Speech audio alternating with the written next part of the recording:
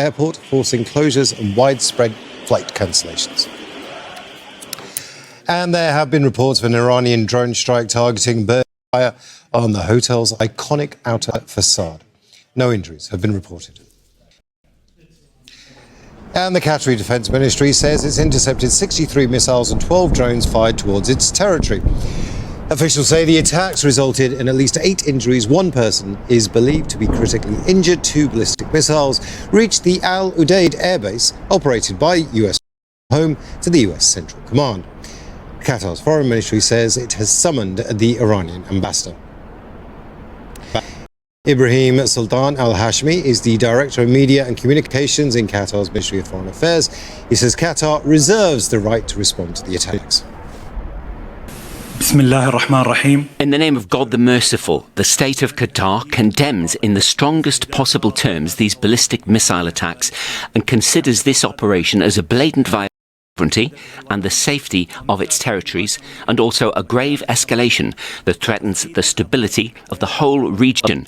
The Ministry of Foreign Affairs has already affirmed in an official statement that it reserves its full right to respond in accordance with international law and with the Charter of the United Nations in proportion to the size of the attacks, in order to protect its sovereignty and to protect its higher interests. Now let's cross over to Axel, is live here in Doha. Axel, the missile defense system that Qatar put a lot of trust and a lot of money into has been working, but some things have got through, right? Well, that's correct. According to official data, official statement coming from Qatar's defense ministry, where they said that 2 missiles managed to penetrate Qatar's air defense and target Al Udeid military base here in Doha. So the reason why, we don't know that, but what we know that the Patriot system have been deployed and during the day, especially in the morning and afternoon, when these attacks came in several waves.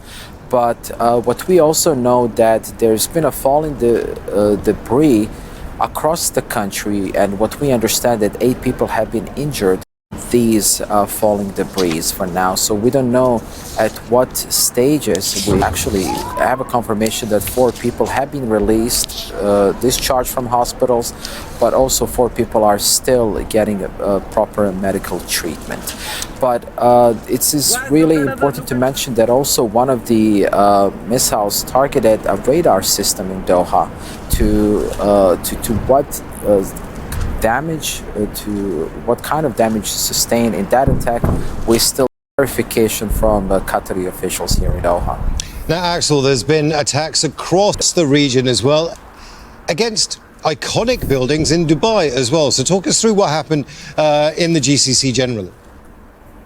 Yeah, throughout the day, we've seen a large number of attacks, also coming in several waves. In Kuwait, for example, we've seen that the airport, the international airport in Kuwait, has been targeted and damaged. And of course, there's a lot of knowing that parts of the international airport in Dubai has been damaged. The iconic buildings, Burj Al Arab Hotel, has been affected in these Iranian targets. But the major question here is, like, is it what is the reason why these buildings are being targeted? Because we initially get reports that only the U.S. military targets will be the major point of our Iranian missiles and drones. So we will still have to wait for a confirmation and see the reason why these iconic buildings across the